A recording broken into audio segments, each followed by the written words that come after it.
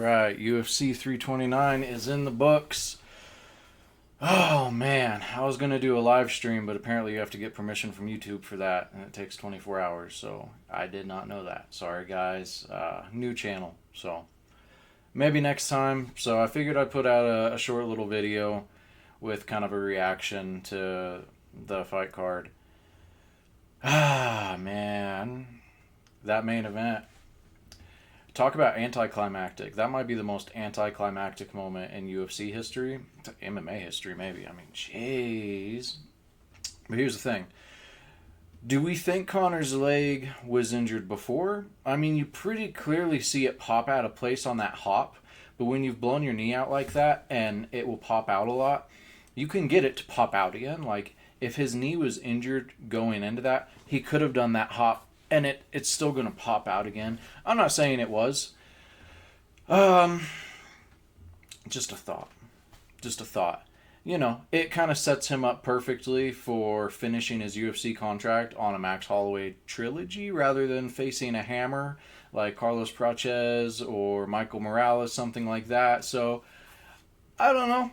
Conor's a pretty strategic guy. I feel like there's a chance that this was all just uh, a brilliant plan to try to end his career on two max fights, get out, pretty clean with a decent chance of winning, and go to Netflix and get $100 million to fight Nate again. So it's possible. I mean, either way, it sucks. Whether it was premeditated or whether he really did just throw a wild jumping switch kick and blow his knee out. It sucks either way, man. That was not. What we wanted to see. But hey, I'm just gonna say it. I said from the start this fight was cursed. I said it was double cursed. I talked about how Drake put $1 million on Conor, how Max had the cover curse going. Now, personally, I said they was gonna, throw leg kicks at the same time and double leg break because Max was cursed too. But just Conor with the injury. Still, regardless, the fight was cursed. Someone pointed out to me on X that Bilal had said that Michael Chandler put a hex on the fight. I didn't see that. So if you take that into account, we got 3 curses going on in this fight. Conor didn't stand a chance. But hey, we'll see what happens. It makes you wonder too, though, on the premeditated thing. The fact that Conor said his next fight already wasn't until April. There again, it's kind of.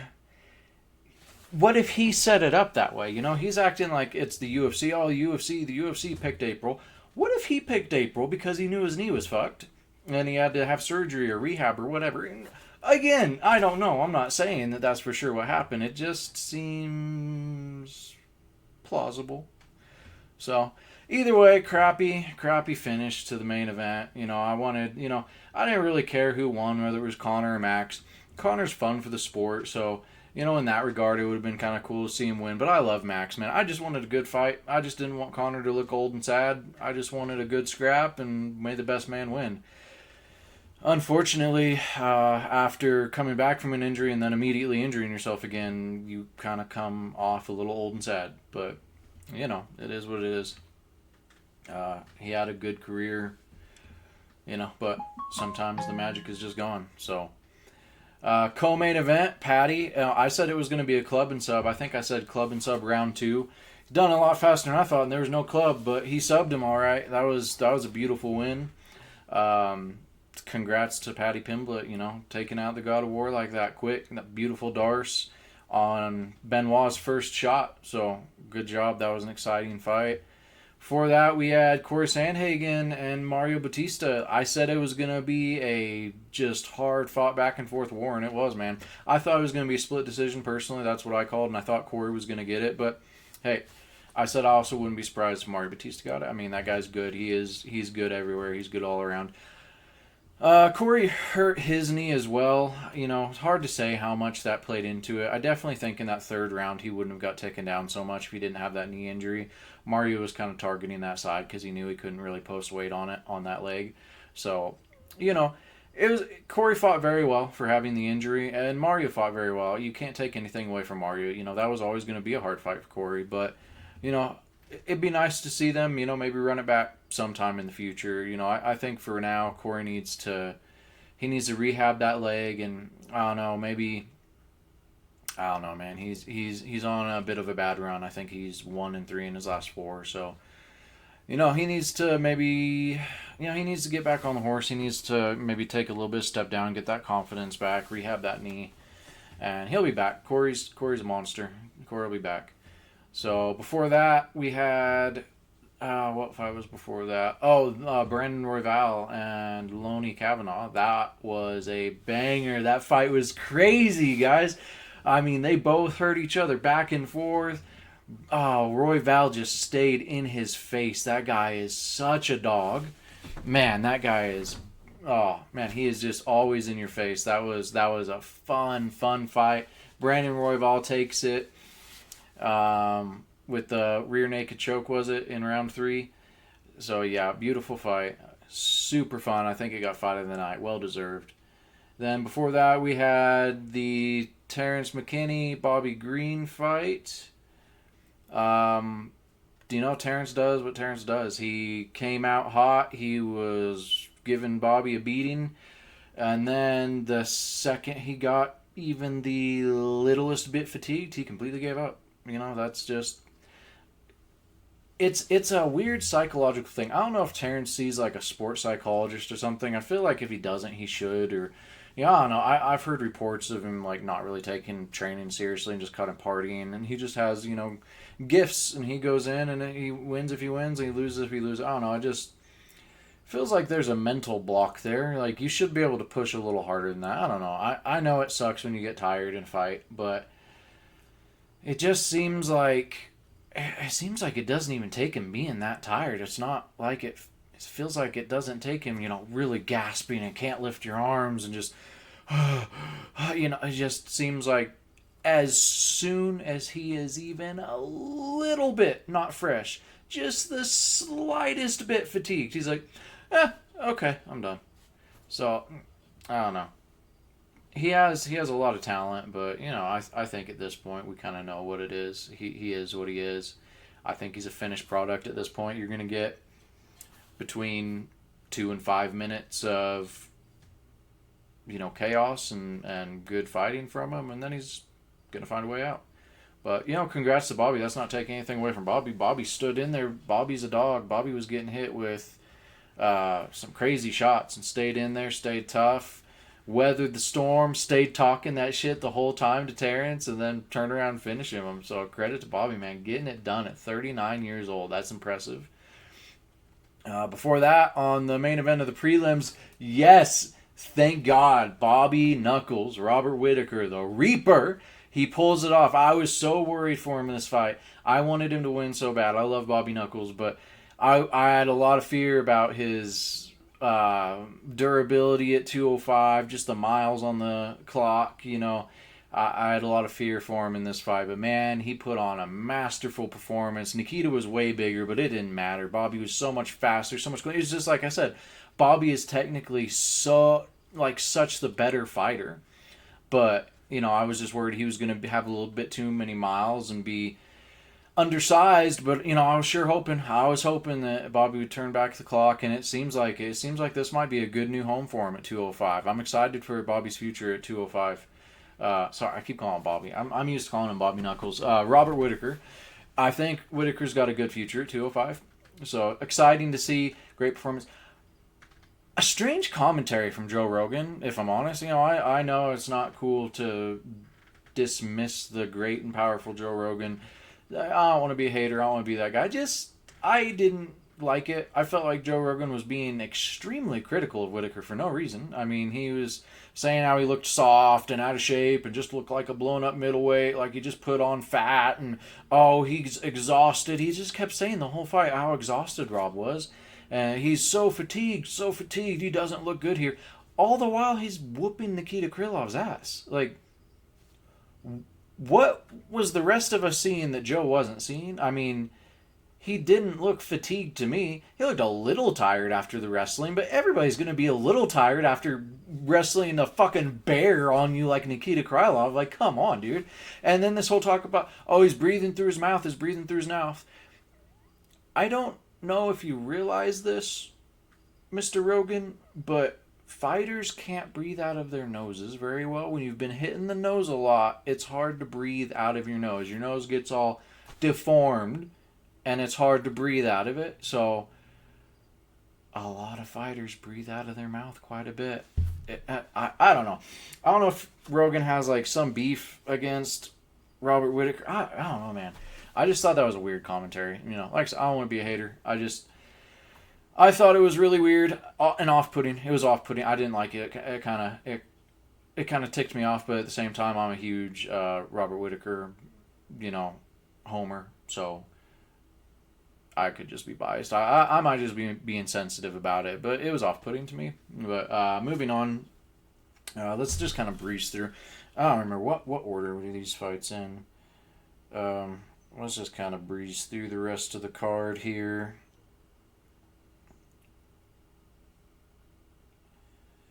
So before that, we had Gable Steveson and Elisha Ellison. Yeah, Gable wins by KO. Questionable cup check moment, but what can we say about Gable, man? I think the ceiling's probably high for this kid. He clearly has some defensive liabilities and is very green, but I mean, he's 4 fights into his career, so I'm not too terribly worried about that. I think if he keeps training and working on it, he's gonna get better, and I think he'll be all right. Especially at heavyweight, I think the ceiling is probably pretty high for Gable Steveson. So yeah, solid performance. Solid performance for a guy who's only had a few fights. And we had Cody Garbrandt against Adrian Yanez. Oh man, I was so wrong about this fight. I said it was going to be a boring decision, maybe go split decision to Cody Garbrandt, because I thought both guys were just going to go in there and be cautious of each other's power. I thought Cody was going to make it a boring, safe fight. Man, I was wrong. Cody went for it, man. Cody, he tried to bring back that old part of himself. He went for it. He was trying to get the kill and got killed. It is what it is. He's not that guy anymore. He doesn't have the chin anymore, and he's not as slick or as fast as he used to be. So, it is what it is. I think I read that he put his gloves down after that one. It's probably time. Hopefully he does retire. It's time, man. I don't think there's much more he can get out of the sport. He achieved great things in the time he was in it, but I don't think there's a reason to keep going. I think he's achieved what he can in the sport. So, yeah. But Adrian Yanez with that round 1 KO. Moving on for Yanez. He can achieve good things. Then we had Luke Riley with the KO, a standing KO of Kai Kamaka in round 1. Yeah, probably a bit of an early finish, but it is what it is. It happens. It was a fine performance. It's a good performance. Not much I can say about it. Wang Kong outlasting Tracy Cortez by decision. I was wrong about that one too. I thought that Tracy was going to end up winning a decision against Wang Kong, but Wayne done all right. Showed decent takedown defense. I don't know where Tracy Cortez goes from here. Maybe a bit of a step down. I don't know what she wants to do, but good ladies fight. Then,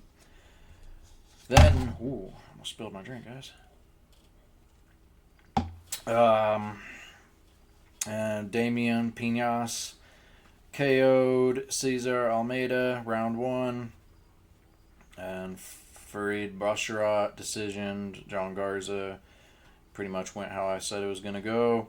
Here's another one I got wrong. Zachary Reese, I thought was going to get that sub in round 1 or round 2, but no, he got KO'd 1 minute 15 seconds in by Ryan Gandra. So good job, Mr. Gandra. Yeah, I wonder if maybe Zach. Do you think he cuts too much weight? I don't know. I don't want to make excuses for the guy, but I don't know. He's a big boy. Maybe he should give 205 a try. It's a thought. And we had Alessandro Costa submitting Cody Durden in round 2. So yeah, guys, that was the card. It's a good card. I think it tied the UFC record for most finishes at 11, I think. So, yeah. It was a good card. I had fun. Sorry, guys. The energy's kind of low, man. When you have a main event finish like that, it's deflating. Yeah, it can be kind of deflating. So, it is what it is. But it was a good card. It was a fun night. We'll see where everybody goes from here. It's kind of funny. Max was calling for title shot if he got this, and I think that was fair because a lot of the talk around it was Conor getting a title shot if he had won. So I don't think it was unfair for Max to be calling for a title shot after this, but with the way it ended, it's going to make it tough. I don't know really where Max goes from here. I guess if Justin starts calling him out and wants to get that one back, that could be something. And then, are they done being mad at Arman Sarukian? Are they going to finally give him a shot? I don't know. It'll be interesting to see where we go from here. So, but yeah, fun night. Anyways, guys, that's all I got. Follow me on my socials at _fat_MMA on X and Instagram. I'm currently arguing with people in comment section under posts there about the events. So, jump on there, argue with me, talk to me, Let's get a community going. Tell me what you think. Do you think Conor's knee was injured before this? Do you think this was a calculated play? Or do you think this was just a case of a guy who's been partying and out of the game for 5 years just not being durable anymore? I mean, it could be just that. So, yeah. Tell me what you think. Tell me what you think about the Reaper getting a win and how he's going to look at 205. What do you think's next for him? What do you want to see next for Robert? So, yeah, let's talk, man. Hit me up on socials. Let's talk. I wish I could have got this live stream going so we could be interacting here right now and talking, but rest assured the next one I'll be more prepared and I'll be able to get something up. But hit me up in the comments in this video too. We'll talk, we'll chat. We'll argue, we'll go back and forth. Tell me what you think. So, anyways, other than that, guys, I want to end with, it's a great Saturday night or Sunday morning, depending on where you're at in the world. Get out and do something this Sunday, or get out, go to the park, take your kids to the park, go do some jumping jacks, go on a run, go on a jog, go lift some weights, go interact with friends, go have brunch with friends, something, do something. Don't just eat. I mean, and even if you don't really have anyone local, go meet somebody, go sit at a brunch bar or something. Mental health, especially in men, gets overlooked a lot, and you can release a lot of endorphins through exercise and then also just putting yourself in social situations. I know sometimes you can find yourself stuck in a slump and you don't really feel like going and socializing, but man, sometimes you just have to force yourself to, and you got to remember that there's always someone rooting for you, and one step at a time. You put one foot in front of the other, you're better tomorrow than you were the day before, and there's people rooting for you and that want to see you succeed on top of you want to see yourself succeed. So, go do something productive tomorrow. Get out, get some sunshine. The sun, super good for you. Let those sun rays hit you wherever you are. Get some sunshine, get some exercise, go be social, go try to make some new friends or go hang out with old friends, and yeah. Let's just take every day one day at a time and be better than we were the day before. All right, guys, I'm out. See ya.